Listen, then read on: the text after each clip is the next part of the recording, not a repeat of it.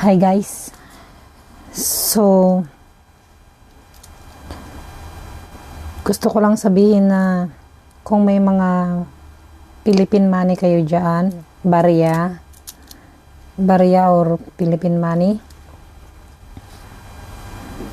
kahit ilang libo po siya. Kung may barya kayo dyan, may Philippine money kayo dyan, at gusto nyong papalitan ng HKD dollars, ng Hong Kong dollars, pwede nyo po akong i-PM. Ilalagay ko po sa comment section na yung aking WhatsApp number. Pero hindi po ako nagpapabayad, hindi ako nagtatanggal ng kaltas. Pero kayo ang lalapit sa akin, hindi po ako ang pupunta sa inyo. Kasi i-PM nyo lang ako, tapos pupunta kayo sa akin. Yung Philippine money nyo, papalitan ko ng Hong Kong dollars. Same, kung magkano ang rate, same po siya. Hindi po ako nagpapabayad. Wala pong charge. Pero nasa sa inyo na po yun. Konsiderasyon, tumatanggap ako.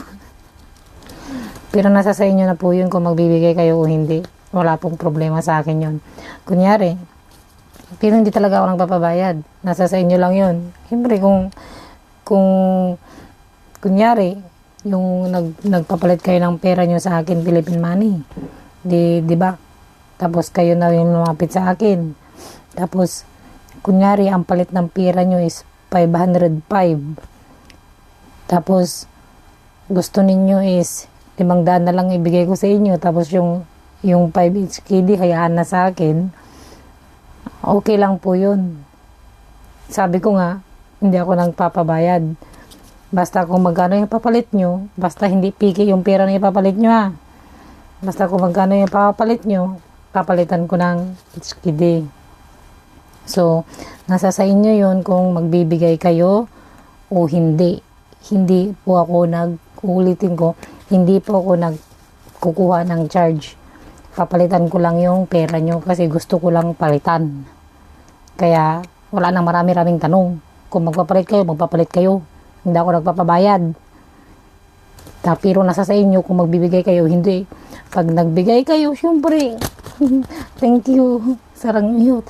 Pag hindi, wala pong problema kasi nga po, hindi ako nagpapabayad. Okay? So, yun lang. Ilalagay ko yung WhatsApp number ko dito sa comment section. So, dyan yun na lang po ako i-PM, okay? Basta hindi piki yung pera nyo, tsaka walang punit. Pag may punit, huwag nyo ipapalit. Ayaw.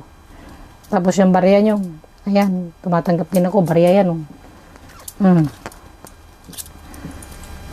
piso, 5 piso. So, papalitan ko yan. Basta i-PM nyo ako. PM nyo ako. I-PM nyo ako ng maga. Tapos yun, PM nyo ako sa WhatsApp, okay? So pag napanood nyo tong video ko na to, please subscribe na rin. Thank you. Bye-bye.